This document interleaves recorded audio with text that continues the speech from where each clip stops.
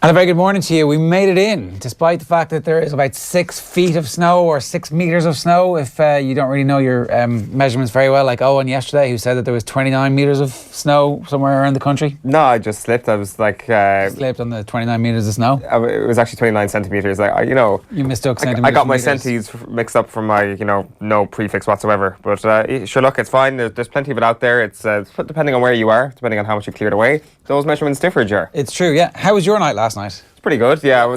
I went across to the pub last night and we kind of like spotted through the blizzard the kind of outline of the pub. We got closer and closer and we get there and we see two outlines of people outside.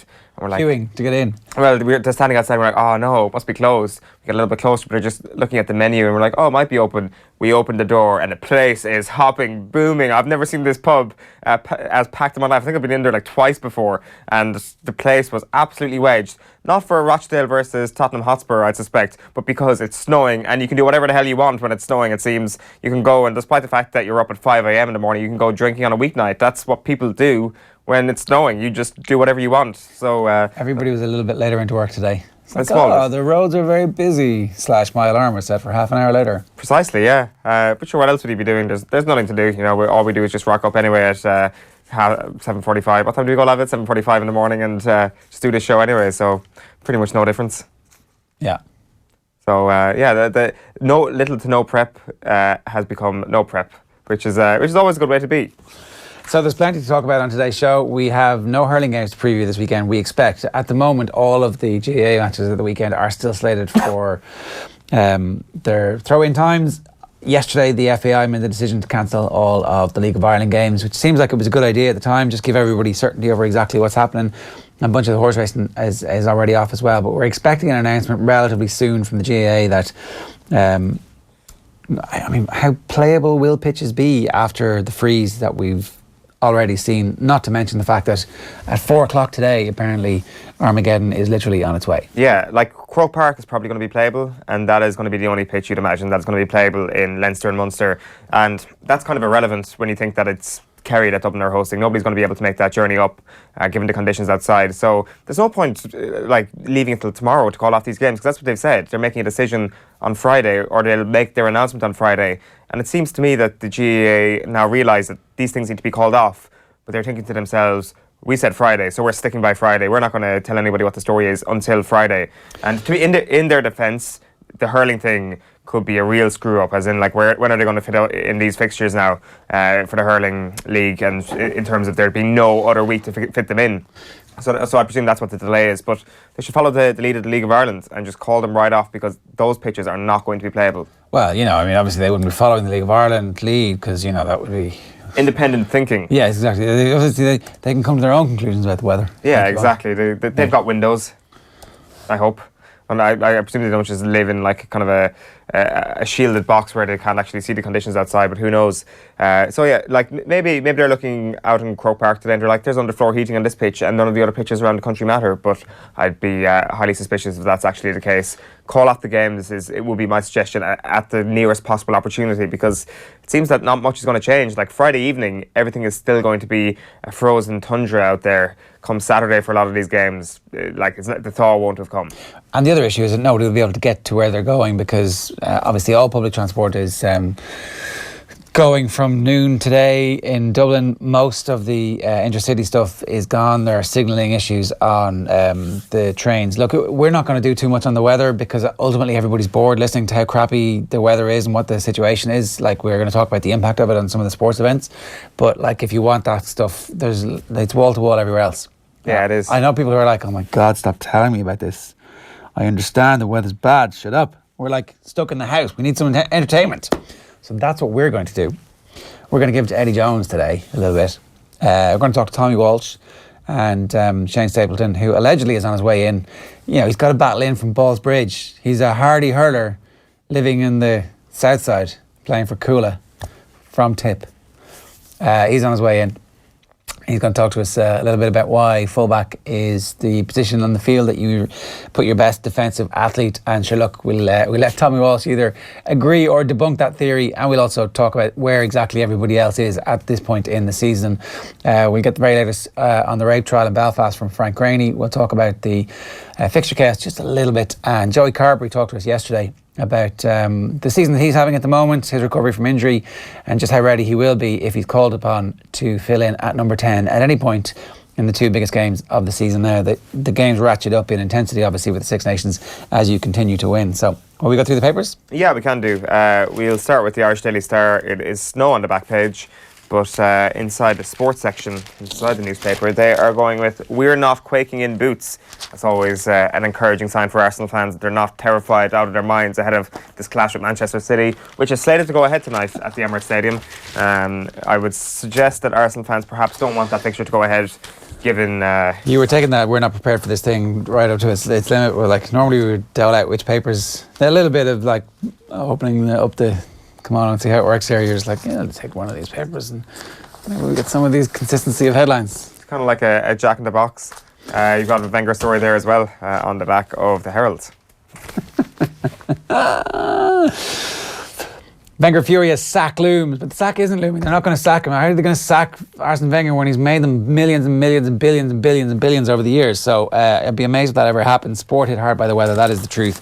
Wenger is pissed off that people are asking him if he's going to resign, because obviously it's words, not deeds. That's how Arsene has lived his life. And it's deeds, not words. That's how Arsene has lived his life, and his deeds have been to stick to contracts despite the fact that Barcelona, Real Madrid, Bayern Munich and everybody who manages any or owns any football team came and offered him a job. Mm-hmm. He was like, no, I'm staying with Arsenal because I am Arsenal. And now Arsenal are going to sack him. They're not going to sack him. Frozen out. This is Arsenal stars are losing their faith in Wenger as Emirates board discuss the manager's future. I mean, perhaps they'll move him upstairs, but snow and ice hit sport in Ireland very hard. So, sport hit hard by weather. It's all true. I like that picture on the back of the Mirror there as well of the Emirates and the cannons outside covered in snow. It's kind of like Flanders in 1919.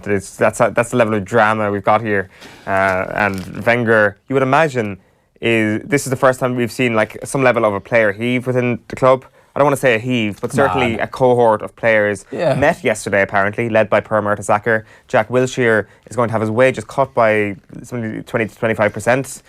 Suddenly you're looking at these players and you're like, could this be a time when player power takes hold at Arsenal? Mertesacker, irrelevant, played 0 minutes of meaningful football over the last couple of seasons. Jack Wilshere, not entirely irrelevant, but also like, get out. Get out, Jack Wilshere. They've got nobody else. As things stand, as we are here at 8 o'clock this morning, that game is going ahead, we understand, tonight. That's the plan. Yeah, that is the plan. Well, Rochdale Spurs went ahead last night at Wembley, so you'd imagine that unless things kind of deteriorate a lot worse, then the Arsenal game might, of course, it is the 4 o'clock blizzard which is coming today. Whether or not that's the same thing for London, I'm not quite sure. Presumably a bit earlier. So, yeah, that game's in trouble. It's the Bay of Biscay thing that's coming up, isn't that the issue? Maybe, I don't know. I thought it was coming from Siberia. Well, so it's that times this. Okay, so we're getting the brunt of it then. So maybe London is just getting the Siberian brunt of it and it's going to be okay. But I'll show you the back of the Times Ireland edition anyway. The GAA is saying league will not spill into April. So that's to do with the hurling fixtures, and that they will free up some other sort of weekend where they will be able to fit in these remaining fixtures from the hurling league should they be postponed this weekend. And when I say should be postponed, they will be postponed. At least a handful of them will be. Okay, to The Guardian. Jones fears for safety. That's like an ongoing fear. That's a thing that is an ongoing thing for Eddie Jones, because that's the tense, right? Not feared for his safety because it was in the past and it was a minor enough incident. Anyway, look, head coach abused by fans on train after England lost. So video footage has emerged this morning. Dan Rowan posted it. Eddie Jones is posing for photographs outside a train station with a couple of fans, when another couple of fans who are clearly pissed come over, and they're Scottish, and they kind of are like, they get in on the photographs. One of them bounces over and kind of lands on the crowd who are having their photographs taken. This was the physical threat that Eddie Jones felt. And And then they're like, it's grand for 10 or 15 seconds. He starts to walk off, and then they're like, Calcutta Cup. And then there's like, I can't actually make out what they're saying because the accent is very thick and they're clearly pissed. But Eddie Jones clearly could make out. Yeah, look, I'm sure if you're Eddie Jones, you're terrified in that situation. Like, there's a minder there ushering you towards a car, and at one point the car door gets opened. I'm sure it wasn't a very pleasant experience for Eddie Jones. I'm sure Eddie Jones has seen Braveheart. I'm sure he's seen the things that could happen to him should he rile a Scotsman up the wrong way. And maybe he was thinking to himself when they were shouting Calcutta Cup repeatedly, then he was fearing for his safety before he got chauffeured away. I mean, so really, the most amazing thing in that piece is that Eddie Jones has brought up the fact that Gavin Hastings says Scotland are going to rub Eddie Jones' face in it in the pre-match build-up. And he's somehow conflating that with what these fans do. Like, it allows these fans to do this, which is complete bollocks. And it needs to be nipped in the bud. Gavin Hastings has no influence over those drunk fans who don't look like they really cared about anything other than the fact that, like, it was, this was, when was the match that Eddie Jones was at the next day? Was it the Sunday? Yeah, Manchester United on Sunday. Yeah, so he's around, he seems to be around. That game was at Old Trafford? It was. I think those Scotland fans were rather proud with the fact that they remembered the cup that was on offer the previous day, and they were like, Calcutta Cup, that's it. And then they kept shouting it because they remembered it, and they were really happy with themselves. Okay, there's two separate things here that are separately true. Eddie Jones, I don't have much sympathy for him because he's Eddie Jones. Second of all, I'm not a big fan of the Scotland fans that appear in this video. No, they're scumbags. They're like, they behave badly. And so it's fine to criticise them, but you can't blame Gavin Hastings for it. And Eddie Jones, no, obviously not. Eddie Jones is a stereotypical schoolyard bully who didn't like what Gavin Hastings said because it was his own medicine. He was giving him back the shit that Eddie Jones gives to everybody else. And like, also, Eddie Jones giving out about his team not being athletically good enough in the piece today. This, like, less than a week after bragging about how he had made the England team 40% fitter than the previous coaching regime and their previous strength and conditioning units. So that was also just an absolute... It was the type of crap that Paulo Di Canio came out with after he took over from Martin O'Neill. And I remember John Giles being, like, offended at the time because it's the type of thing that... it's self-aggrandizing bullshit, basically. It's like, oh, look, we made them fitter. We took away the ketchup. It's like, yeah, good man. It all sounds like marginal gains nonsense. And I think that Eddie Jones is... I think the Emperor has no clothes when it comes to Eddie Jones. Just one last point on that. Have we seen the prophecy with these Scotland fans? Is that what Mayo fans would be like should they ever win in All-Ireland? Just like they'll go up to Jim Gavin outside whatever hotel they're staying in. It's like, Sam Maguire, just repetitively saying the name of the trophy that they just claimed the previous day. There's a little bit of the kind of notion that very, very good losers, when they're winning, they're not such nice people. They turn into these kind of... They don't know what to do with all the success. It's like Richie Rich. They've got this mountain of goals and they don't know what to do with it, and they just spend it all on repetitively saying the trophy that they've just won. I love Mayo fans. I think they'd be great winners. Just for the record, that was you're on an island with that one on. You're like, I mean, whatever it is that has offended you about the Mayo fans, whatever you did to incite their I'm hatred. Speculating. I'm not saying it's not based on fact. I'm just saying maybe that like Scotland and Mayo's fortunes have kind of aligned, as in they've had great glories in the past. Mayo potentially a lot longer ago than Scotland, but still the point stands. And now you see them. You think they're going to be terrible losers? Like you see them winning big games that they haven't won in a long time. Like turn around and embrace each other and fall into a coma of joy. You think that they're going to be like sneering like Celtic Tiger Cubs? Precisely, yeah. I would say that there's a high possibility that the gold straws. The joy will come after. The joy will come from seeing Jim Gavin sad. Just like those Scotland fans, I'm sure, were delighted to see Eddie Jones on that train the other day. Eddie Jones, by the way, has ruled out any further possibilities of him travelling on a train ever again. He's like, I'm done with public transport. Yeah. And it was kind of like he had done public transport a favour. It was almost as if like, yeah, well, I went there once and he saw how you treated me. I'm not going on you again, Mr. Train. So, you're not going to see Eddie Jones on any... He said sorry, just one last thing again. He said he was on a train which had standing room only, or he was in a standing spot from Edinburgh to Manchester. Yeah. It's like 2.5 hours. Book a seat. was standing for 2.5 hours. I mean, fair enough. He must have very strong legs, Eddie Jones. He's a big, strong man. Very, very impressive character. Okay, this is the last bit because this is specific. So last week he was banging on about how they'd made the team fitter, the fittest team in World Rugby. They were going to kill teams in the last 15 minutes. And it was all because when he took over, the whole thing was a shambles. He looked around after the first training session like, oh my God, what have I inherited here? Now, having been beaten by Scotland, I'm not a magician, mate. One thing is I know, we can't win playing pattern football. We don't have the athletic ability to do it. I have them for 13 weeks a year. I can't suddenly make them more athletic, he says a week after saying he made them 40% fitter. Screw you, Eddie Jones, we're coming for you. Ireland are coming for you on St. Patrick's weekend and we are going to rub your face in it. So there you go. And we'll be very gracious winners, Eddie, don't worry. We'll serenade you with some beautiful songs. That's what I think is going to happen. Well, I would like to think that we will beat them, we'll hammer them, we'll be happy with ourselves. And then, I forgot about Eddie Jones. Whereas the Scots were like, Eddie Jones, that is the primary reason why I'm happy. Well, anyway, let's practice analysis of the Scottish psyche for today. Right, let's move on.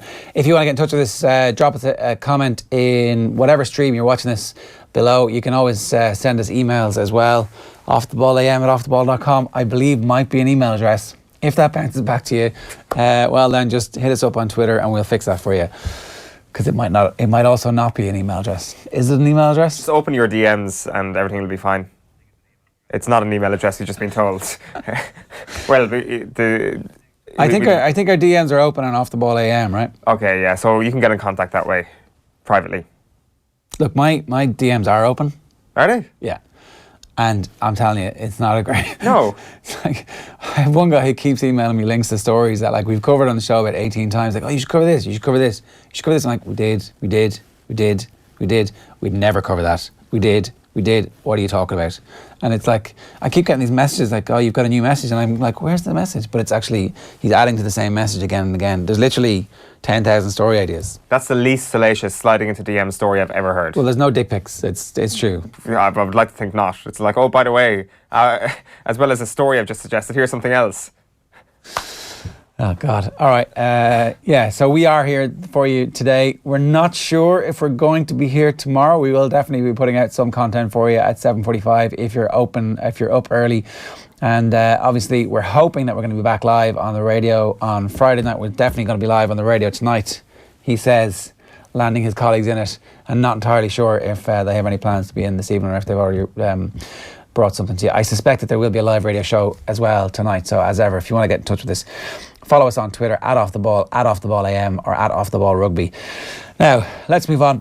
Frank Rainey is with us to talk to us about what happened in the Stuart Olding and Paddy Jackson rape trial yesterday in Belfast, and also a little bit about what we can expect today. It seems as if most of the focus yesterday was on the messaging between the various parties who were in Paddy Jackson's house that night. Is that right, Frank? Yeah, that's right. And again, I suppose it would be appropriate to give a warning that the content of the text messages was particularly graphic and maybe offensive to some listeners and viewers. We've already, I suppose, touched on these messages throughout. They were mentioned by the prosecuting barrister, Toby Hedworth, in his opening address some 5 weeks ago now. And he said that these text messages would give a true flavour of the defendants, the four accused. 3 of them took part in a WhatsApp group called Jackamie, and we heard that thread opened on the morning of the alleged rape. So the woman claims that she was raped back at Paddy Jackson's home sometime between 4 and 5 o'clock in the morning. We heard that she got a taxi back to her house at about 5ish and arrived about 15 minutes later. There was some text messages then exchanged between Paddy Jackson and Stuart Olding at around 9 o'clock that morning. Those text messages we heard were not recovered, so they weren't read out in court yesterday. We also heard there were some attempted phone calls, I think by Paddy Jackson to Stuart Olding. Paddy Jackson and Stuart Olding were both, we heard previously, still in the house. Paddy Jackson having slept in his own bedroom, and Stuart Olding was in a games room just down the hall upstairs near Paddy Jackson's bedroom. We heard that he had slept on a sofa with one of the other girls that was in the party, but that nothing untoward happened between them. We heard then, in relation to this Jackamie group, we heard that Stuart Olding texted at one point at about 11 o'clock in the morning saying, "We are all top shaggers." And then there seemed to be some bragging between Stuart Olding and Paddy Jackson in relation to spit roasting that had occurred the night before. We heard that there were some other friends involved in this Jackamie group who were also rowing in with questions like, who are they? Are they brazzers? Paddy Jackson posted a photograph of the 3 other girls, not the complainant now, but the 3 other girls who were at the party that night.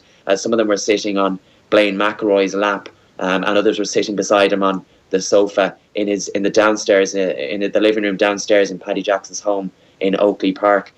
We also heard about text message exchanges between Rory Harrison and Mr. McElroy. Rory Harrison is facing charges of perverting the course of justice and withholding information. Blaine McElroy is facing 1 count of exposure, and they seem to be contacting each other separately outside of this Jackamie WhatsApp group. And they were speaking about how last night was hilarious. Blaine McElroy text Rory Harrison. We heard then that there were some text messages exchanged between Rory Harrison and the complainant. They had exchanged numbers the night before. We heard that Rory Harrison had taken the woman home in a taxi, that he had texted her immediately afterwards to tell her to keep her chin up, and that he had texted her then the next morning while these text messages were going on in the background to see if she was feeling any better. We heard that he got a response then at around lunchtime, and that she had said that what happened last night was not consensual. He was texting this. He was texting Mr. McElroy again to say that the scenes from last night were hilarious. We heard that Blaine McElroy posted a photo. I don't know whether it was the exact same photo, but the content was certainly similar, of these 3 girls either sitting on his lap or sitting next to him on another WhatsApp group that involved his friends, called the Juicers. And underneath this photograph that he had posted to the WhatsApp group, the Juicers, he had the caption, "Love Belfast Sluts." We also heard then that there were some text messages exchanged between Blaine McElroy and Rory Harrison 2 days later. Now, this was the day that arrests started to take place, and Rory Harrison contacted Blaine McElroy to say that Stuart Olding and Paddy Jackson had been taken in for questioning. Blaine McElroy said that he was shocked. There was a conversation about a silly girl. Rory Harrison said to Blaine McElroy that the cops had gone straight to Les Kiss. Les Kiss was obviously the director of rugby at Ulster Rugby back in June of 2016, and there was some discussion about a lawsuit if that was the case, that surely the police couldn't go to Les Kiss about this. Blaine McElroy then contacted Roy Harrison, attempted to call him later that evening on June 30th, 2016, and this was because the police had contacted him to go in for questioning. Now, that wasn't a connected call, but we heard that there was some text messages exchanged between them. He had told Mr. Harrison that he was being taken in, or that he was asked to come in for police questioning, and that Mr. Harrison texted him and advised him to leave his phone behind him before he went to the police station. Okay, that was actually, I think, the first time that we'd heard that Les Kiss had been made aware, or the first time that we'd heard that Ulster Rugby had officially, formally been made aware, and it turns out that the police had gone directly to them. Is that correct? It's not entirely factually correct. We don't know that for sure. All we know is that Rory Harrison texted Blaine McElroy to say that the cops had gone straight to Les Kiss. So we don't know for sure. That hasn't been factually proven in court. It was just a text message exchange between Rory Harrison and Blaine McElroy 2 days after the alleged attack. Okay. And the other thing that has happened over the last while is that there has been an agreed factual narrative that there are certain facts of the case which aren't in dispute, and then there are other facts like the order and the sequence of the messages, because some have been deleted, that there is some debate about whether or not the order of the WhatsApps are as they have been given to the jury, and that they were asked to make their own mind up on that. Is that correct? That's right, yes. Toby Hedworth, when he was reading out, and it took some time to read out those text messages that were exchanged between the various groups and those conversations between Rory Harrison and Blaine McElroy, and between Rory Harrison and the complainant.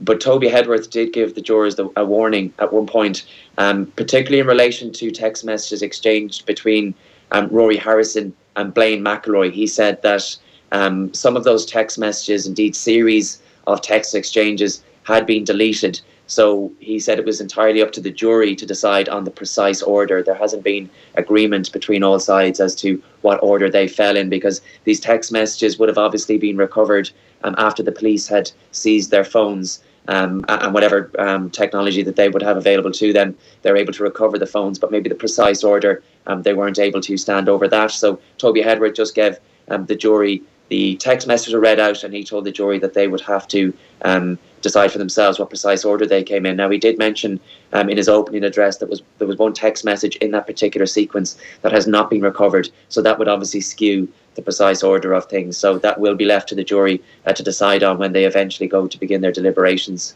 Okay, and Frank, that was the vast majority of yesterday. What else happened, and what are we expecting today? Well, aside from the text messages, we did hear from the investigating officer. A detective constable was called to give evidence yesterday, and she was cross-examined forensically, I suppose, by Brendan Kelly, who is the barrister representing Paddy Jackson, and that cross-examination will continue today. I suppose he was quite critical of her handling of the investigation. Now, she did say that she was handling the investigation on a day-to-day basis, but that she was answering to a senior investigating officer who was overseeing the entire investigation. But she did things like she would have interviewed the complainant in this, what's called an ABE interview, Achieving Best Evidence interview. There were two of these interviews we heard conducted with the complainant, and after the first one, Mr. Kelly asked her about an exchange that she had with the complainant after the interview was conducted, whereby the complainant said that she had forgotten to include something in her statement and that she wanted it included. And this, we heard, was that a woman had walked into the bedroom while she claims she was being raped. This woman has already given evidence during the trial. She was back at the party. She said that she walked in. A friend of hers was behind her. She told her friend that she thought that she had just walked in a threesome. She said the woman didn't look distressed, and she said that she didn't feel like she had witnessed a rape. So when this was put to her that this was a significant witness, a woman that had walked into the room, Mr. Kelly asked, why not then start the tape again, sit her down again in that interview room and ask her about what she had just told her. And she said that she felt that the complainant had already gone through a lengthy interview process, that she may have been tired, that she felt the best course of action was to allow her to go home, to gather her thoughts, to maybe have a think that maybe something else might come to her. And they arranged to meet 3 weeks later. Now, he went through this ABE process that I described. He went through some of the guidelines in relation to that and some of the various tests and procedures that they have to go through.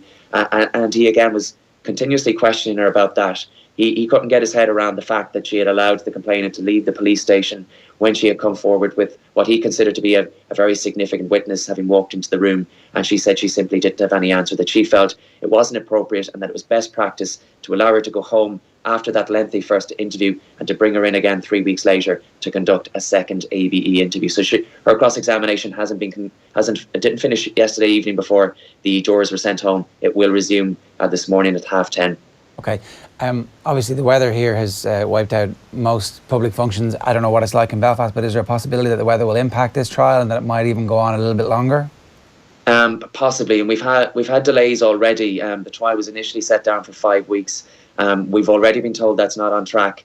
That the jury have been told that it's likely to go on now until the end of the week. March 16th, I think, was what Judge Patricia Smith told them.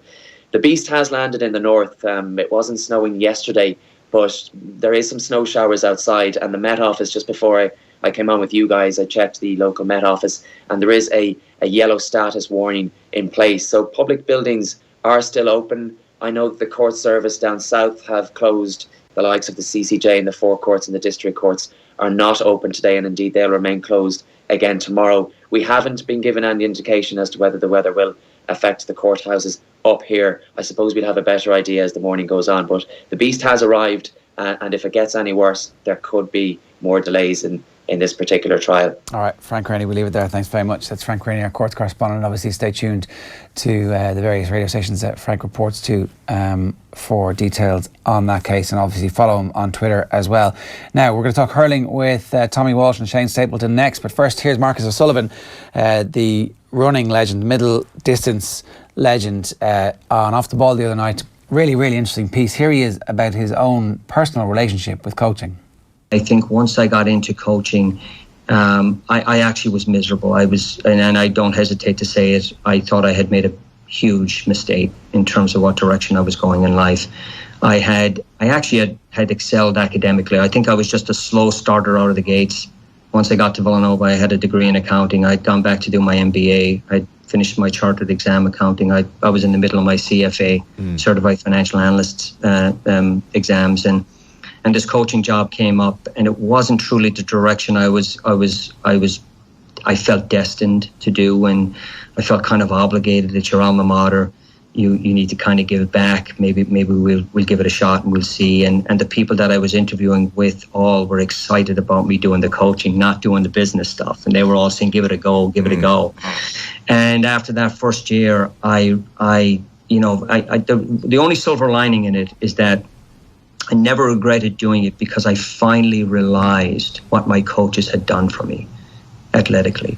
I didn't realize how important the support was that I had gotten from my coaches throughout the years, and I fully understood the fact that I was a self-centered person trying to move into a seated position of selflessness, if you will, being a coach, and it was too much of a swing for me. It was too much. It was really such a radical 180 turnaround. And I like to give the story of, I wasn't interested in making kids better athletically. It just didn't have that appeal to me. We had won a national championship that particular year in cross country, and it didn't do it for me at that particular time. But then there was one of the kids' parents had passed away. We had all gotten into our cars on a snowy evening, and we were driving to the funeral. And as we were sitting in the pews and the funeral was taking place, I saw obviously the sad sorrow situation. A young boy in college losing his mother. I think she died of cancer. And I walked out of the church that night and I said, I could get into this. I could get into being in a place to help people. And I think slowly that was a turnaround. That was more something that I started to think of it as, this coaching is more of a vocation to help people as much as you possibly can. Yeah, that's Marcus Sullivan there speaking with Joe earlier on in the week, and it's definitely worth downloading the podcast for that, or checking out the full thing on youtube.com/off the ball if you haven't seen it. Now we're moving on to hurling. Shane Stapleton is with us in studio, and we've got from the snowed in Midlands, Tommy Walsh on the line. Tommy, good morning to you. How you doing? Good morning, Jarrett. Good morning, lads. Hey, the hurling warriors behind you there. Who've we got? Christy Ring, Nicky English, and who's the third one? Yeah, well, you were mentioning maybe you might want to ask about full back play. So I said I hope the best full forward probably to play the game. You have the king himself down here. Can you see him? You have Nicky English, Tipperary, Christy Ring, and you have Jimmy Barry Murphy. JBM. So, we can't actually see Henry, but I presume it's Henry, is it? Yeah, that's Henry down in the corner. So we said with Christy full forward, we said we put Henry into the corner. Well, look, it's Shane's theory, and we might as well start with it. That at the moment, you explain it. I think full back is getting to the stage where it's the most important position on the field. I mean, it was always crucial because you're there to protect the square, but in the olden days we know it was the big burly full back and just a couple of quick cornerbacks around him. Whereas now I think it's possibly the most athletically demanding position on the field, because you're going to be isolated in 20, 30 yards of space, and you've got to have a full-back who can survive on his own. And I think there's a couple of big examples that kind of highlighted that. I think Joey Holden in the 2016 All-Ireland against Tipperary with Seamus Callan, it was just oceans of space around him, and very few could survive at that. And straight away, Brian Cody's answer was to put Pádraig Walsh, Tommy's brother, who's possibly, along with Cillian Buckley, maybe the best athlete in that Kilkenny panel. They've put him in there because he can probably survive on his own. He's got the pace, which we saw with that fantastic point he scored against Cork coming from full back. I mean, unbelievable pace. He's brilliant in the air and he's hardy. Dahi Burke is another perfect example, because Galway had a lot of trouble with, again, Seamus Callan, and this isn't a Seamus Callan kind of, it didn't just come from him alone. But he was then put into full-back, Dahi Burke was, and it solved the problem, and Galway to go on to win an All-Ireland. So you look at teams around the country, Liam Ryan, unbelievably full-back, a fast full-back for Kilkenny or Wexford as well. And I think it's an issue that a lot of counties are going to come up against this year. Do you either play a sweeper in front of your full-back, or do you pick someone who's athletically at the very top end? And I think that's something that Tipperary are gonna have a difficulty with this year, because last year James Barry was left isolated at times when he was fullback, and it was really, really difficult, and I think his confidence probably suffered from it. Tomas Hamill is playing there at the moment, and I believe in the past couple of years he would have been absolutely fantastic in training. But if you're 6'4", 6'5", and you're playing fullback and you're isolated with 30 yards around you, and there's a lovely ball popping in front of a fast full forward, you're screwed. You're in serious trouble. Yeah. And that's why I have a kind of a theory with Tipperary, that who's the guy that they can pick that's athletically an animal and that could possibly survive in there. And he scored 2-9 for Tipperary at the weekend against Kilkenny, Michael Breen, but he was the best fullback coming through from Tip underage in the past number of years, when he was under 21 a couple of years ago. So I got a bit of slagging for tweeting that I think he should be the fullback, and then he goes on to score like that. But I don't think it suits his attributes to play full forward, and I think Tip's their need at fullback is great because of how fullbacks have to operate now. Okay, well, there's a lot in that. We can unpack the Michael Breen thing in a moment. But Tommy, first, give us your thoughts on the notion that it is the most athletically demanding position, the way most teams are playing now, unless, of course, you have a sweeper. Yeah, Ger, I think it's. I agree totally with Shane. I think it's the most difficult position on the field, and I always maintained that even when I was hurling myself. Like, while it's the most difficult, it can also be the most inspirational. Like, you go back and look at all the teams that have won All-Ireland finals, like, they become the crowd favourite quite easily because they're usually these big iconic type figures. Like, go back to the great Offaly team. You had Kevin Keenan, crowd loved him. You had Brian Lohan. Once Brian Lohan hit the ball, the whole crowd were on their feet. You had the Rock from Cork. Kilkenny had Noel Hickey. Crowd loved him. The team loved him. They're inspirational type figures. So while it is the most difficult position in the field, it's probably the most important, because if you can get that right, it lays the foundation for your whole team. It could be your whole year. As Shane said a few minutes ago, Dahi Burke. I remember in Kilkenny club hurling, back when my father was hurling back in the 90s, there was this Dixborough, Killian Buck, they won the county final this year, but they had a good young team back then, but that this full-back, Murch Marnell was his name. Even the name is inspirational. He was... I'd say he was, I don't want to, I suppose, maybe say his age, but I'd say he was close 35, 40 at the time. But he was a stopper. He was in there and nothing got past him. You know, your dandy corner forwards, like PJ Delaney was a great forward at the time for Johnstown, JJ Delaney's club. But he wouldn't get past the Murch because the Murch stopped everyone. And that's the way it felt. And so I agree with Shane. It's the most difficult position in the field. Why? If you're a cornerback, take Paul Murphy, Cottle Barrett, for example. They come bursting out in front. If they make a mistake, it's not the end of the world. The ball can go wide, or there's a full back there maybe to cover, or a wing back maybe covering back. When you're full back, you can't always be in front. So, say if your man gets around you, it's a goal usually. So you nearly have to be a stopper. And that's why, I suppose, even with Waterford, that's why I think they can go on and win in All-Ireland with six backs, because I think Barry Coughlin is one of the best full-backs in the game at the moment, because he's a stopper.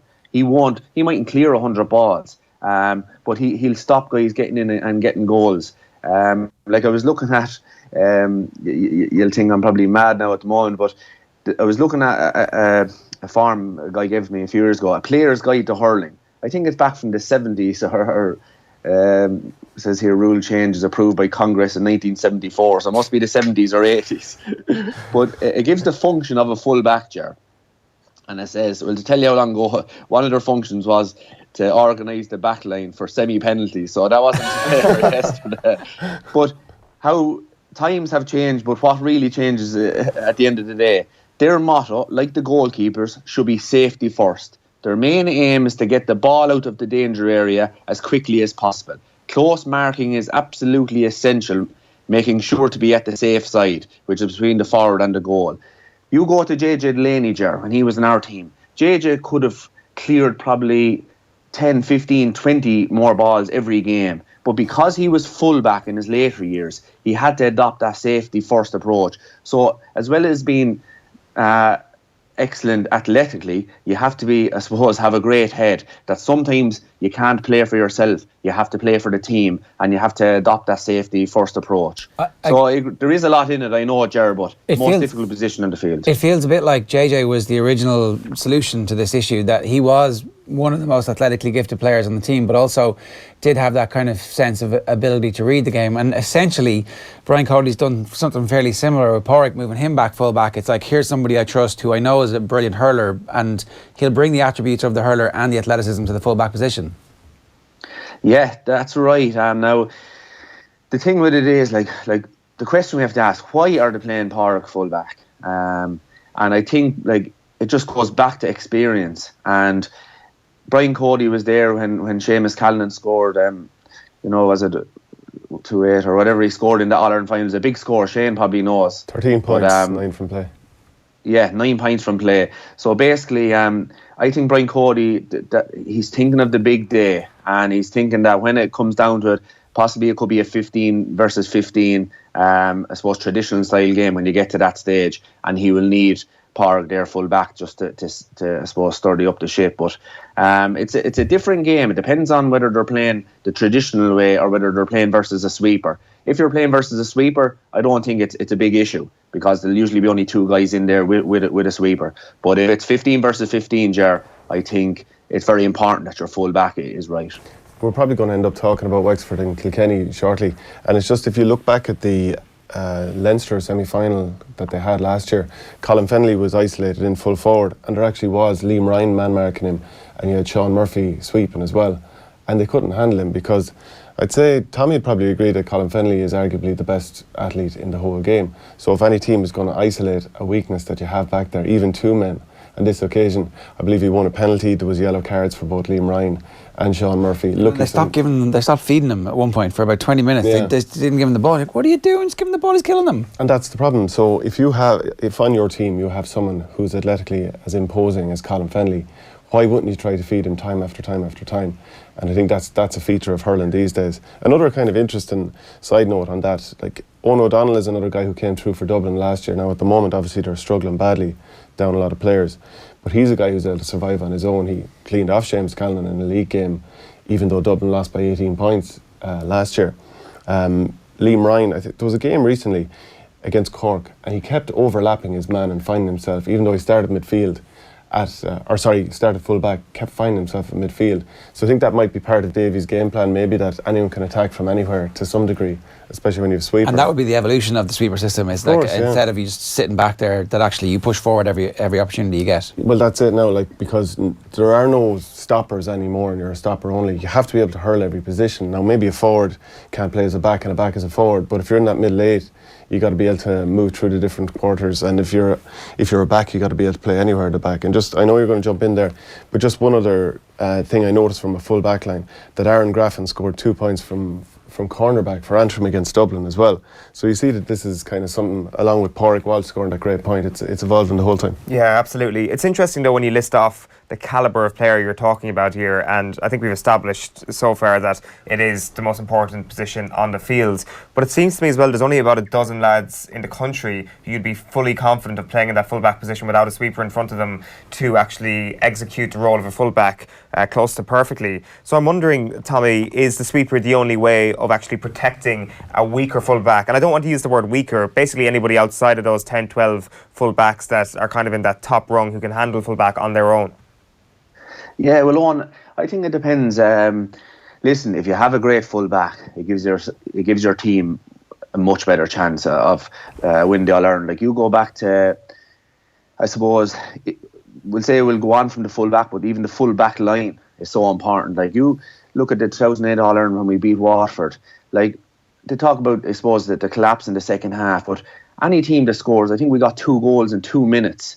Like, I suppose you go back to the question, Derek McGrath is always asking the question, why do we not analyse his sweeper system properly, maybe?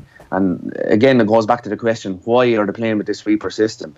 Like, Waterford in 2008 Ireland, they conceded 2 goals in 2 minutes when they're already about a few points down.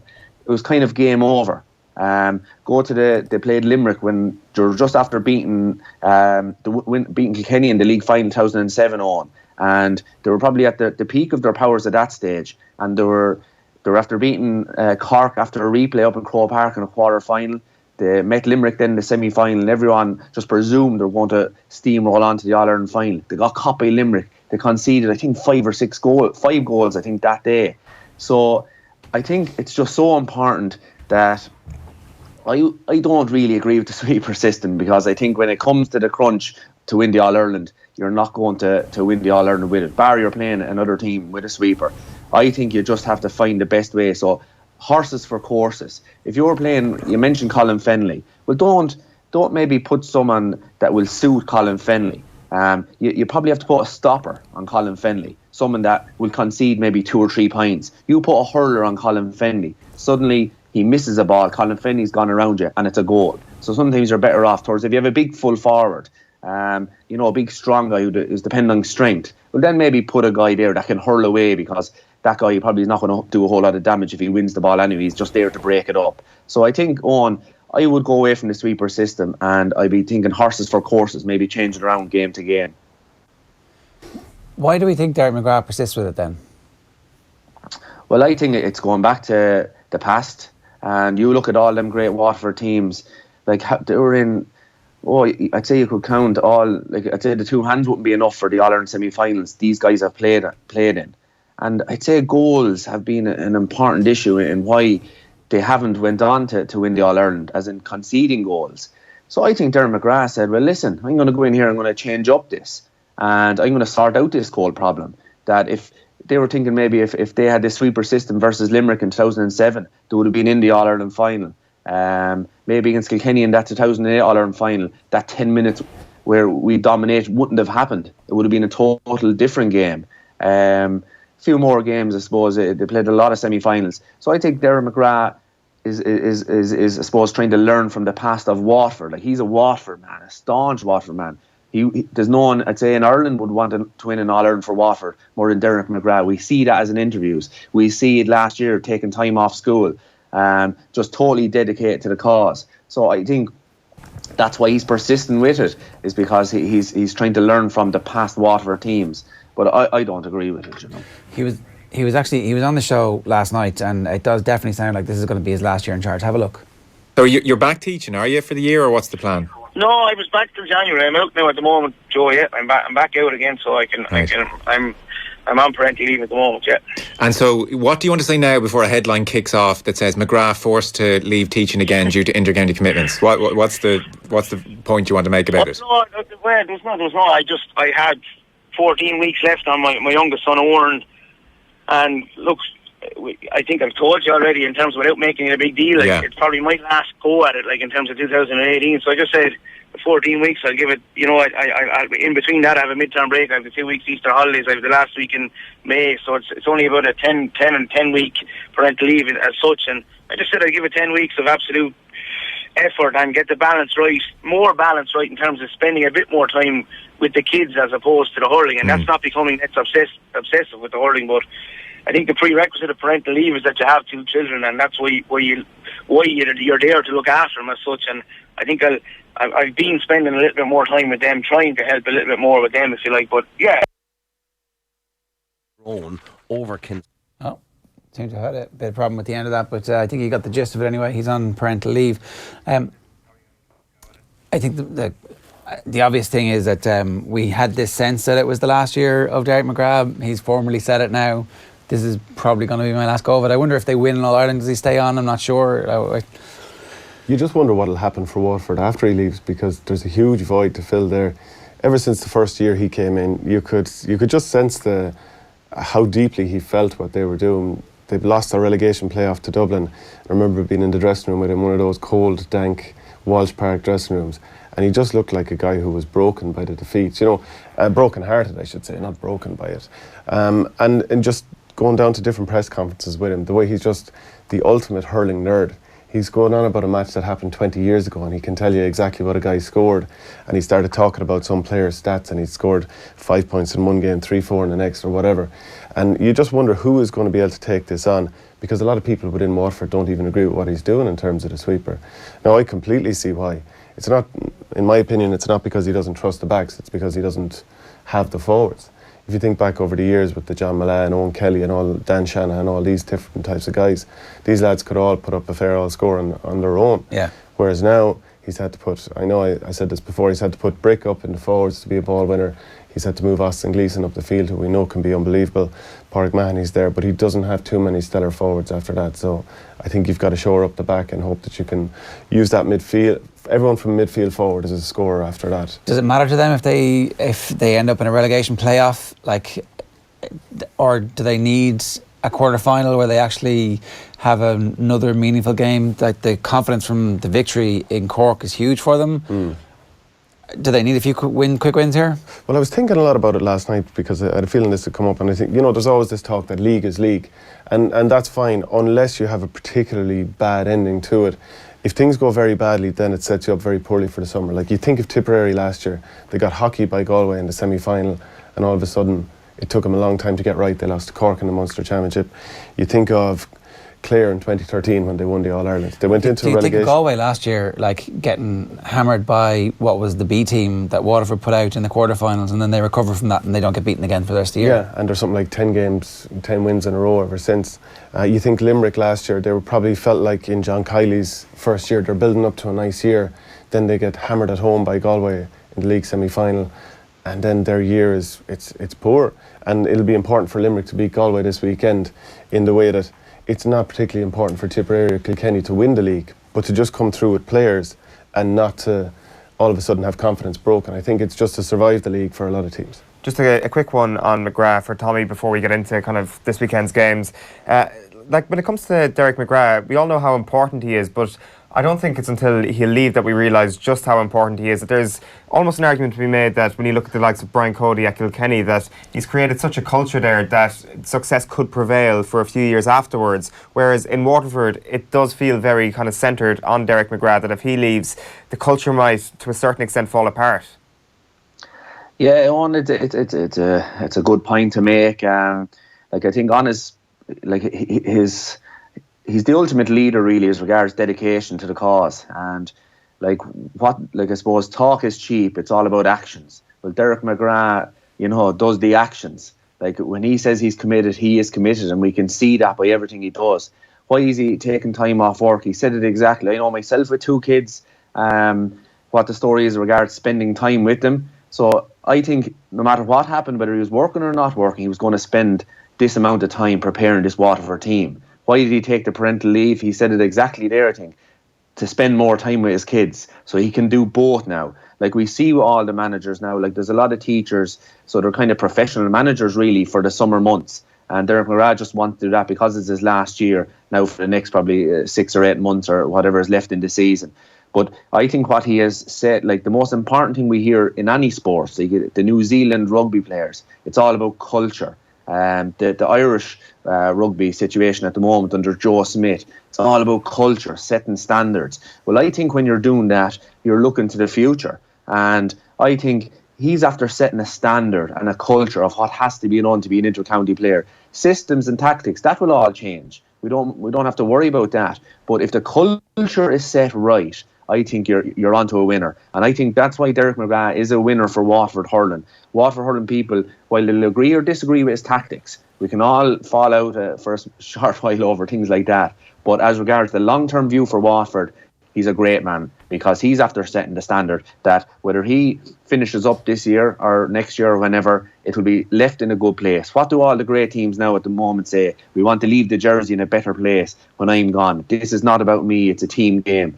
Well, I think that's what will happen when Derek McGrath does go, whenever it is, that it'll be just left in a better place and the young players will bring it on to the next level. Yeah, it's up to Austin Gleeson and Jamie Barron and Pádraig Mahoney and those guys to make sure that culture persists into the future.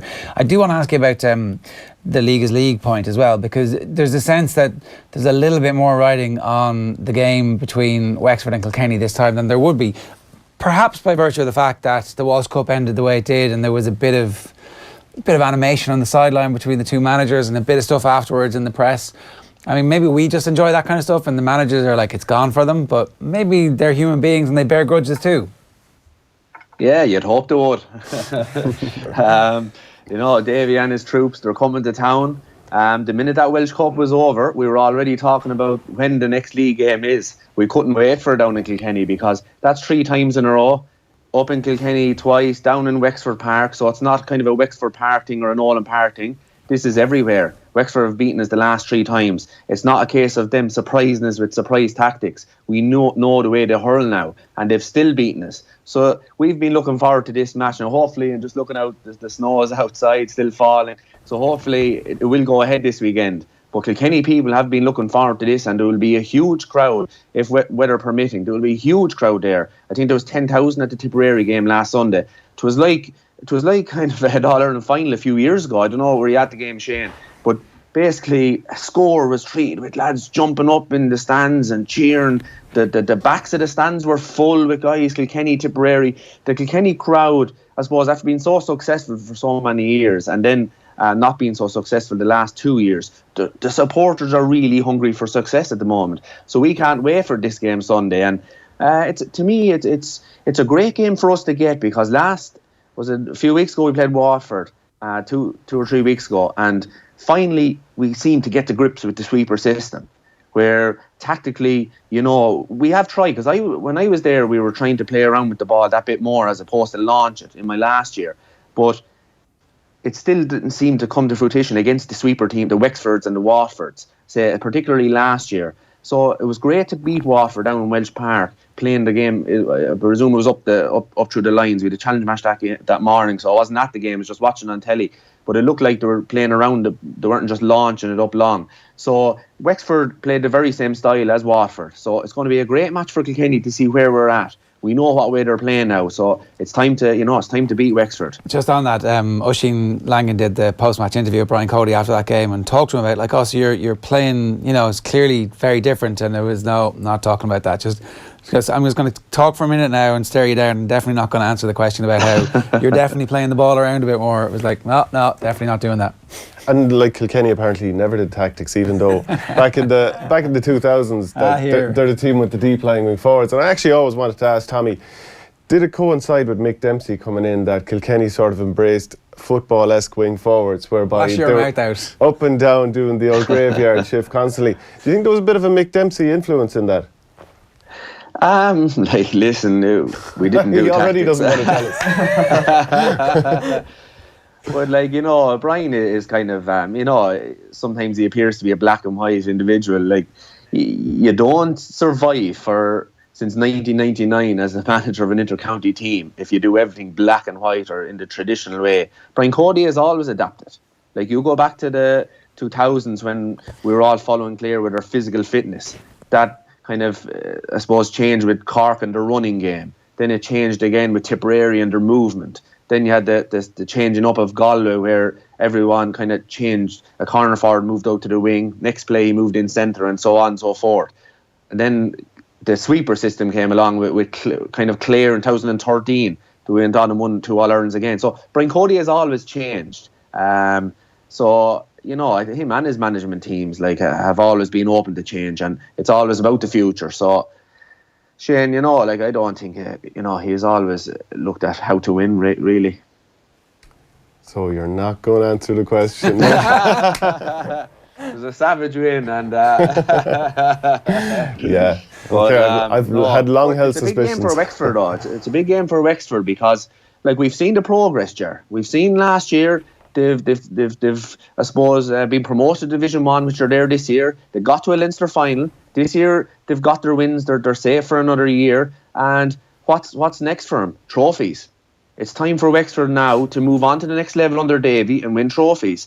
What better way than to win Sunday, because that will mean you will play one of the 3rd or 4th place team in Division 1A in the quarter final of the league. So it's time to win trophies now for Wexford, and you've only a league, Leinster and All-Ireland left. So to me, it's an important game for Wexford Sunday. It'd be sensational for hurling if Wexford were to win the league. I think that that would be the best outcome from the scenarios that we have at the moment. Yeah, you even think of the 60,000 people that showed up at the Leinster final last year against Galway. I think Wexford are a perfect example of a team who could really do with the belief of winning a league title to kind of kick them on the next level. So, they beat Kilkenny for the first time in Nolan Park in 60 years last year. Beat them in the championship for the first time in a long time, since 2004. So I think this would set them up nicely.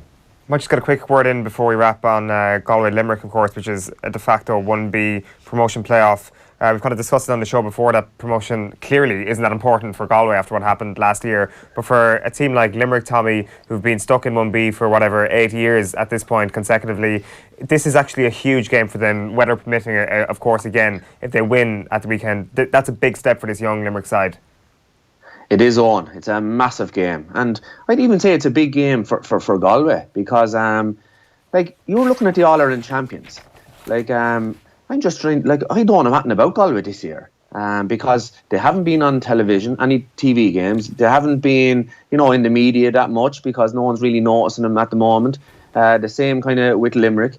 Because, like, if you're the All-Ireland champions, what do you want to do? You want to be playing in the big games versus the best players. And they haven't been doing that. So it's a massive game for Galway, I think, as well. But Limerick on. I think, as regards young teams coming with promise that we don't know a whole lot about, I think this is the most exciting Limerick team we've seen in a good number of years. Like, we seen them last year. I was so impressed. I suppose I love the traditional centre-back, the guy that catches balls and clears them all day long. Kyle Hayes, like, I can't wait to see him this year. Like, he was a brilliant player for Limerick last year in the under-21. Now again, because they're in Division 1A, I don't know how he's going this year, or haven't heard or seen much about him. You have their free taker Galan. I think you mentioned him earlier on.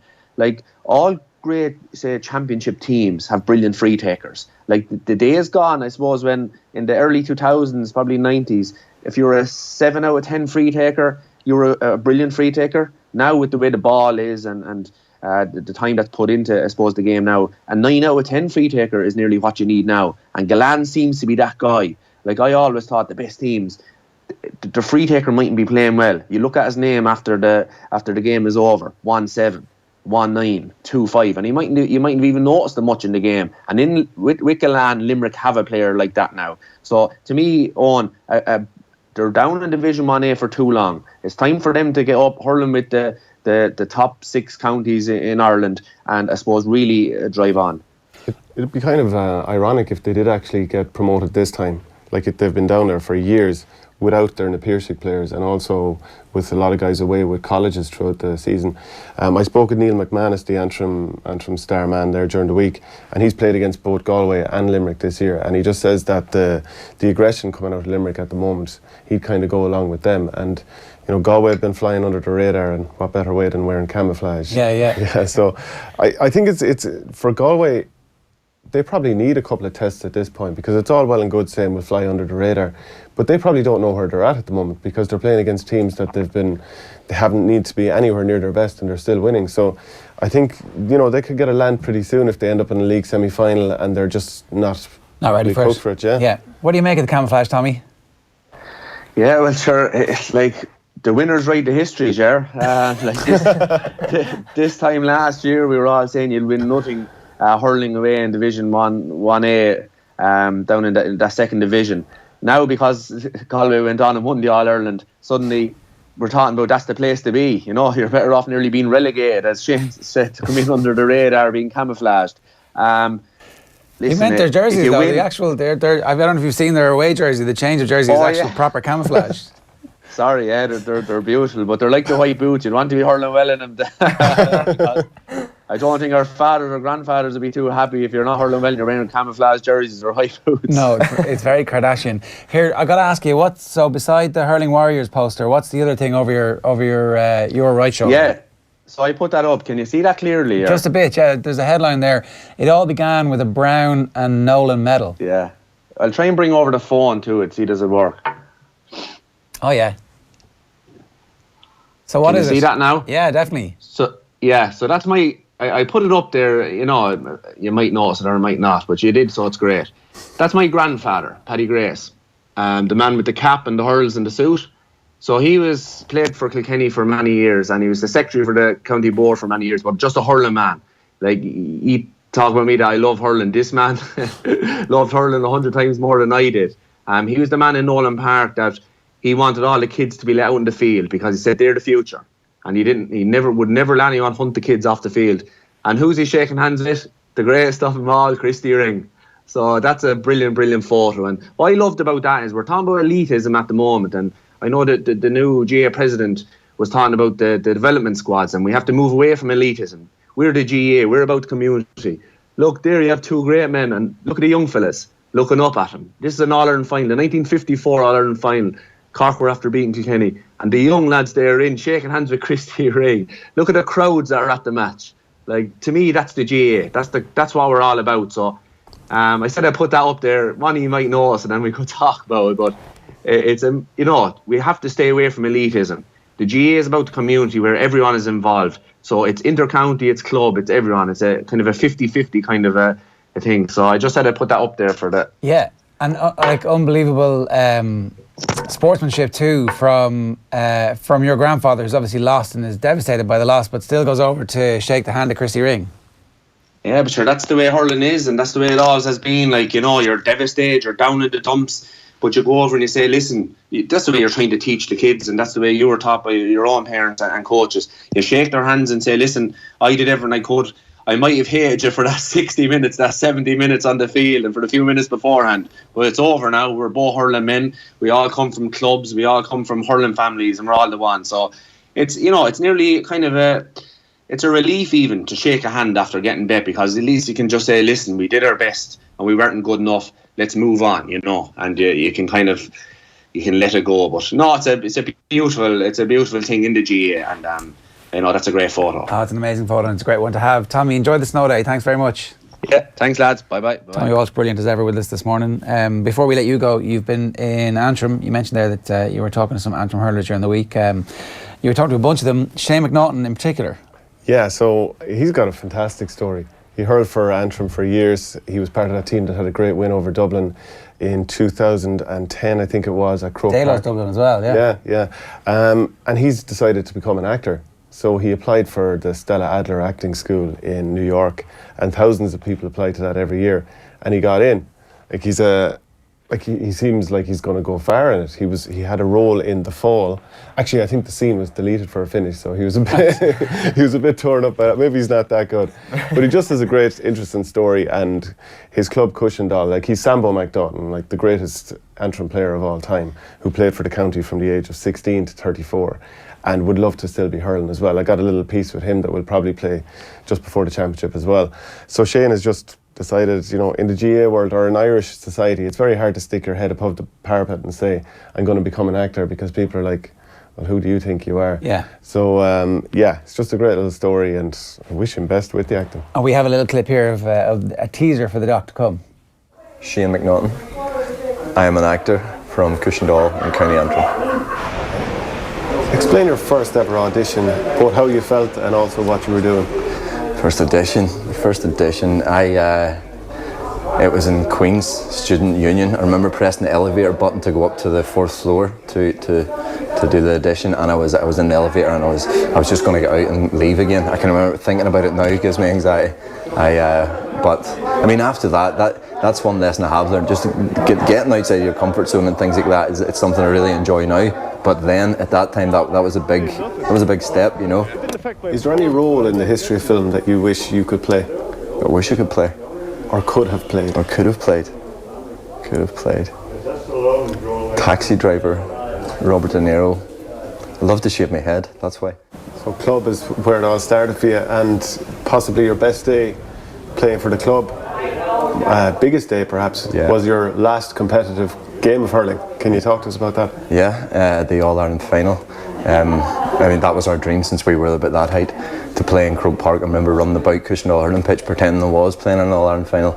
But to do that with my brother was playing, my dad was part of the coaching. You know, he coached us. My best friends were playing, Neil McManus and that. You know, to do that was just very special.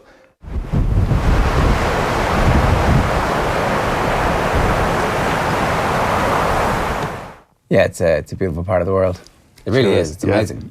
And I get Shane to do a monologue to the camera as well. I got him to do it a couple of times. Once in a graveyard overlooking the water, and another time just where that ruin of that tower was as well.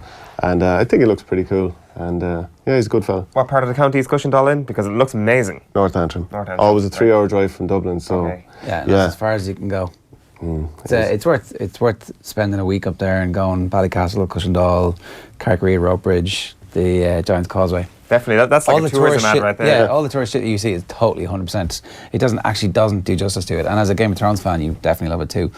We're going to talk to Joey Carbery in a minute. We're going to hear from Keith Wood as well. A couple of quick Digger, how are you doing, Digger?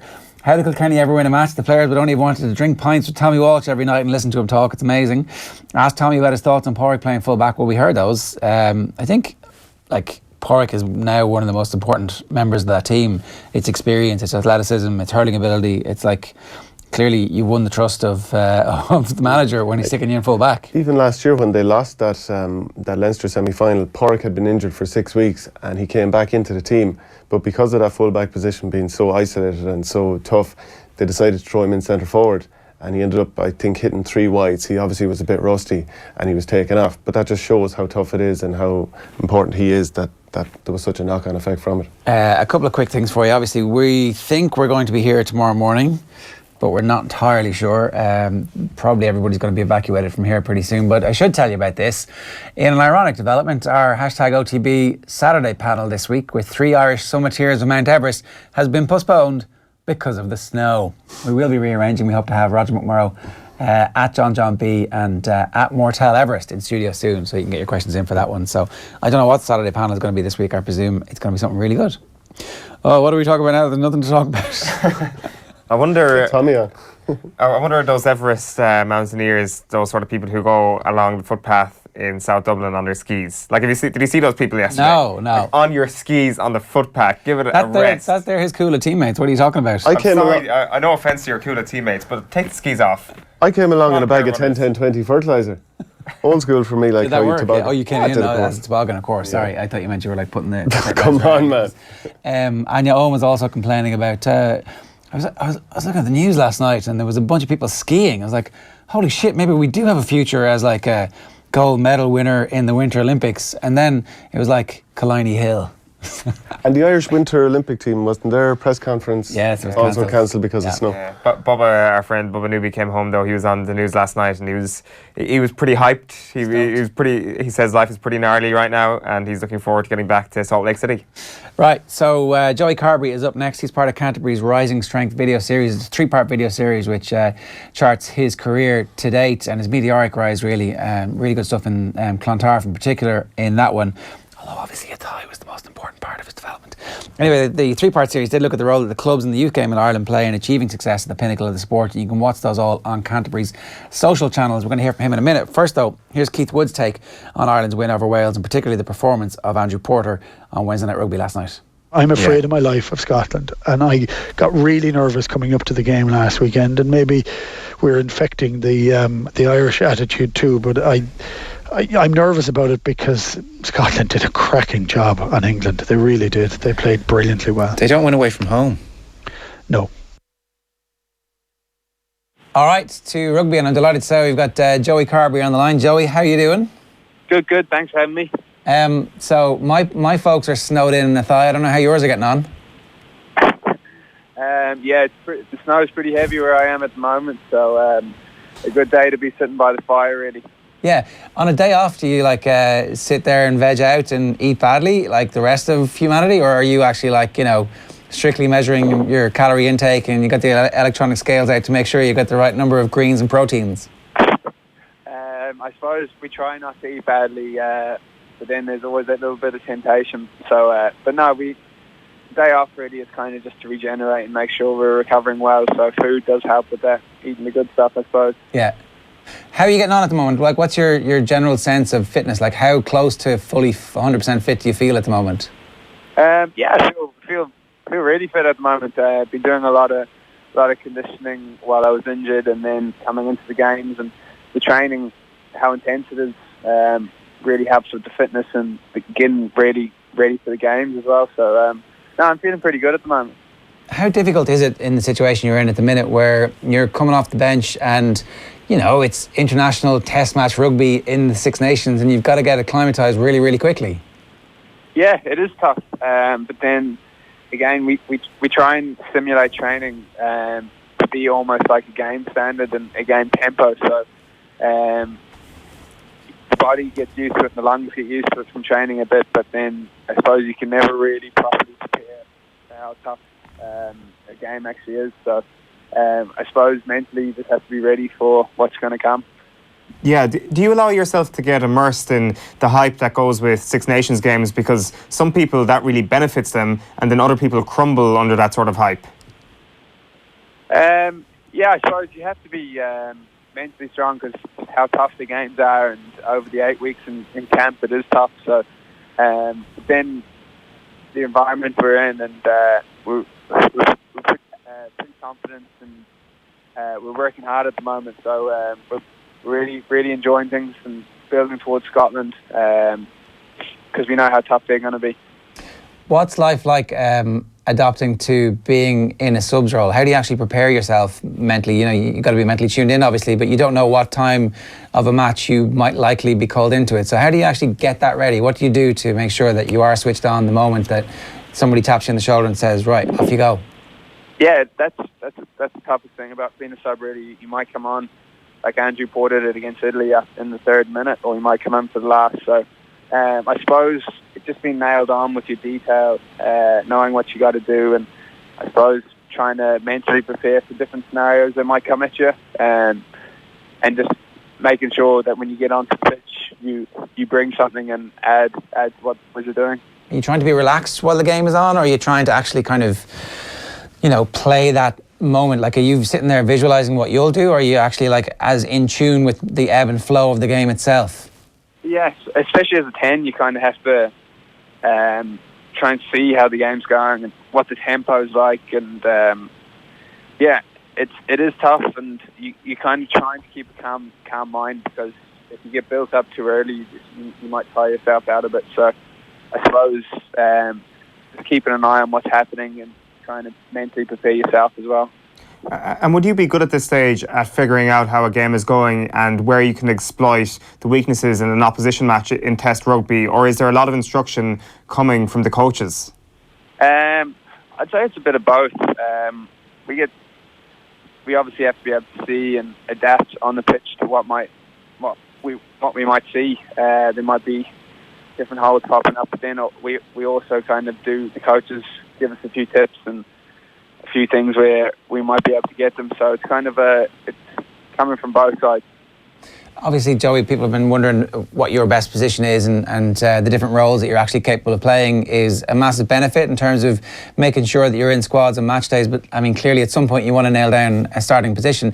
But within that, you obviously have to have a slightly different mindset depending on what role you're playing. So I guess, especially as a bench player, you kind of need to prepare yourself for the potential that you might not be going in just as a 10, that there might be other roles that are required of you in a game. Yeah, definitely. And Joe would normally say what positions you're covering. So during the week, you can get a few reps under your belt in the certain positions. So you can prepare like that, and then just really knowing your role for whatever position it may be, and being pretty certain with it earlier on in the week can kind of help you mentally just get ready for it as well. So it is tough, but the coaches have us well prepared. Do you feel like you're actually somebody who isn't pigeonholed into a single position the way we outside of the rugby environment, or even anybody outside of your own kind of brains trust, that are like, oh, well, you have to be a 10 or you have to be a fullback, or who knows, maybe there's a role at 12 for you at some point in the future, that you are somebody who is a rugby player and need to be adaptable the way the game is developing and evolving at the moment? I don't know if I'm asking that question the right way, but like, do you see yourself ultimately as being a 10 and you adapt your skill sets for that, or are you trying to develop a range of other skills that maybe a 10 wouldn't be as obsessed with? I suppose it is a tricky one at the moment, obviously, but I suppose if I'm on the pitch, I'm happy to be playing, and I know I'll have to at some stage. Now, I don't know. It really just depends on, like, in the few years' time where I am. But at the moment, I'm kind of getting myself ready to play both 10 and 15, and I suppose they do kind of complement each other, so they do make me a better rugby player, rather than maybe just a better 10. So a 10 or 15 really. So no, I think it's developing my whole range of skill set really is helping me at the moment. So for us, for example, like we would kind of look at that and go, there's quite a significant difference between 10 and 15, but that's really only because we've watched traditional 10 and 15s play in Irish rugby over the last couple of decades, where there's been very, very specific 10s and very specific 15s. But if there is a player who can be a hybrid of both, then what is the crossover in skills between the two that you think that you actually benefit from developing those skills? For me anyway, when you're playing at 15 and you're trying to read the 10's body language, you can get hints of what he might do from his body language, and then at 15 as well, you also know what's very tough to defend. So when I'm back playing at 10, I'll know from experience that maybe like trying to get out of being a right footer, getting out of the left-hand corner will be a lot tougher than the right. So like just little stuff like that, he kind of gives you insight and can kind of help you to know what the other players are thinking. And even in terms then of diagnosing the shape of the opposition defence, like you see so much differently, I suspect, from the backfield at 15 than you do from 10. Yeah, because you can kind of see where if the 15's favouring one side, then they'll probably try and have the winger a different way. So then when you're attacking as a 10, then you can kind of read and see what they might be doing from the way they're set. So I do think that's helped me develop my game a lot.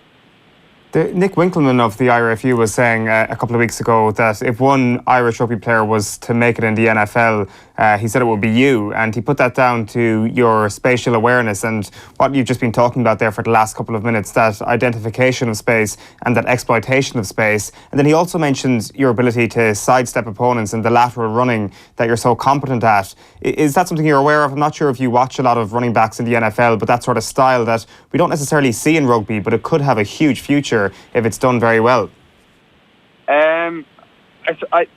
I'd be a fan of the NFL and I'd watch it. And it was a pretty cool thing for Nick to say about me.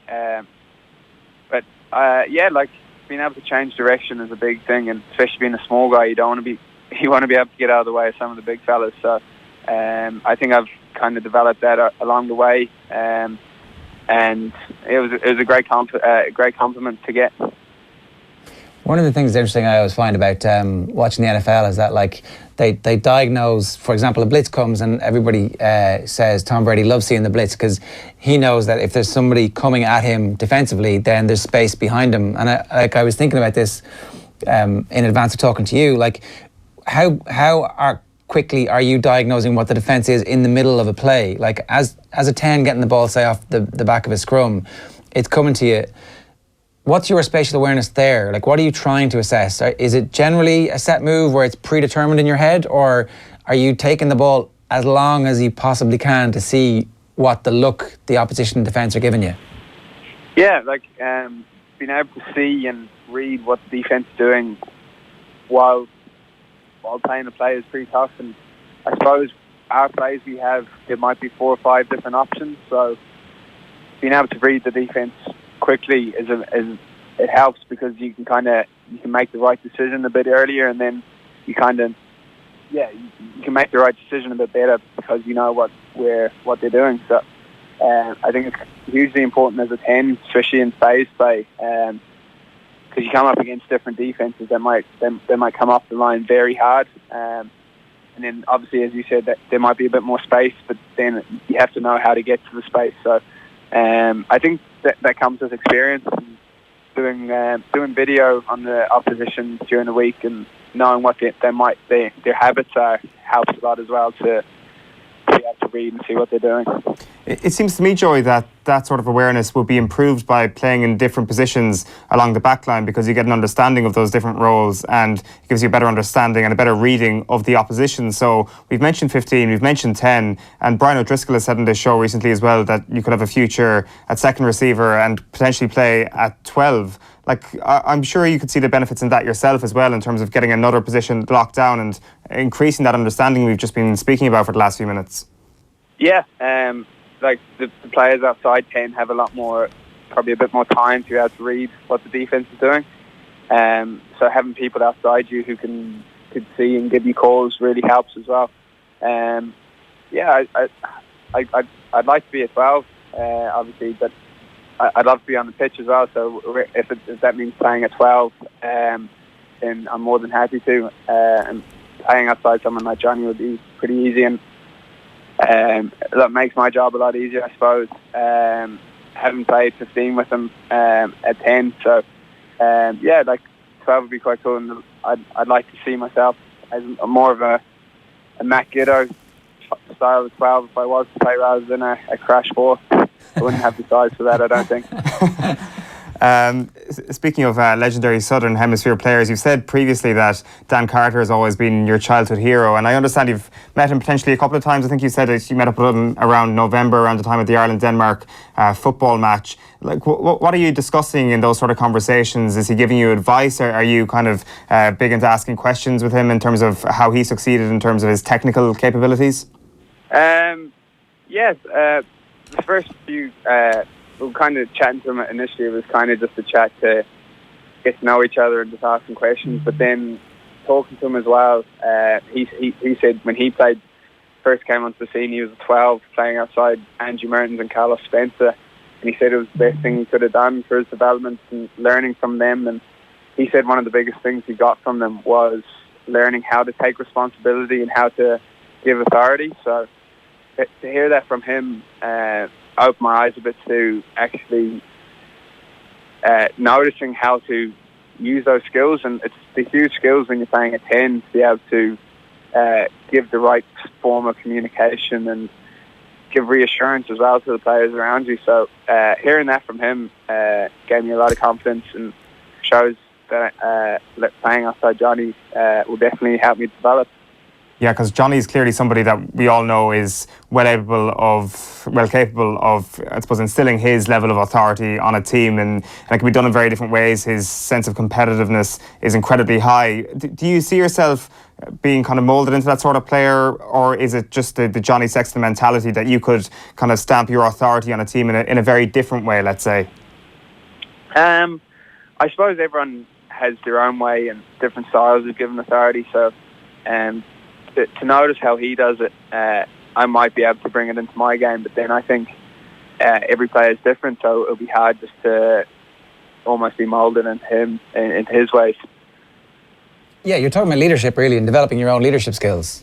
Exactly, and I suppose like everyone has positives and negatives, so being able to know what you're good at and really kind of working on it will help me, and seeing how he does it, because he's one of the best at it, so seeing how he does it would be very beneficial to me. Are you patient at the moment? Do you have patience with the fact that you are behind somebody who's really good there and that there's a lot of competition for the 15 spot too? Like, you know, your arrival on the scene was really rapid fire, and there's just that natural logjam at the moment because the players that you're competing against are genuinely world class, and so to beat them you're also going to have to reach the level of world class, and it looks like it might be possible for you. So do you have patience, or are you impatient to get to that point? Like obviously if I could have it, like you want things to happen, but you have to have patience, and I suppose I am pretty patient, and I suppose I'm concentrating on learning and kind of taking the positives from the situation more so than being annoyed by it. So I think I'm in a great place to be learning, and no better people to learn from really than the people ahead of me. And I'm hoping as well that if I bring a bit of competition, that it will make Johnny better as well. So having competition within the squads will hopefully improve us all. Yeah, for sure. And it's not just Johnny who benefits from that competition. It's Rob Kearney, it's Jordan Larmour, it's like everybody else who is vying for any of those positions too. So it's a great place for Irish rugby to be, to have somebody pushing them up. There was one last thing I wanted to talk to you about, because you've had one of the most unusual Irish rugby careers in that you've got full experience of the youth system, like an intimate knowledge of exactly how a player makes it from outside the school system. You fully also understand the school system because you end up your school's career playing Leinster Senior Cup, and then you also fully understand the benefits of the All-Ireland League in a way of actually getting game time against adults when you're still maturing as a player. So it's quite a unique situation in that, like, you have that full range of experience before you get to Leinster and Ireland, and I know that's obviously part of the campaign that you're in at the moment, but I think it's important too that the league and the youth system in particular are seen as these opportunities for players to hone their craft and also a breeding ground for new talent. Yeah, 100%. I suppose having been in all those kind of those teams and leagues, it kind of gives you a taste of what being a professional rugby player might be, and it kind of drives you on a bit, and you get a taste for it, but you kind of makes you want more as well. So they're great places to be. You learn so much because there's such a good coaching system through it as well. So it's the best way to be able to develop, and I'm very lucky to have gone through it myself, and I feel like it's contributed a lot to my game today. It turns out your sister's also really good at rugby. Surprise, surprise. Yeah, she is pretty good. She's played with Leinster under 18s last year, so she's not too bad herself. Well, listen, keep up the good work, Joey. Best of luck. Thanks a million for talking to us. Thanks for having me. Appreciate it.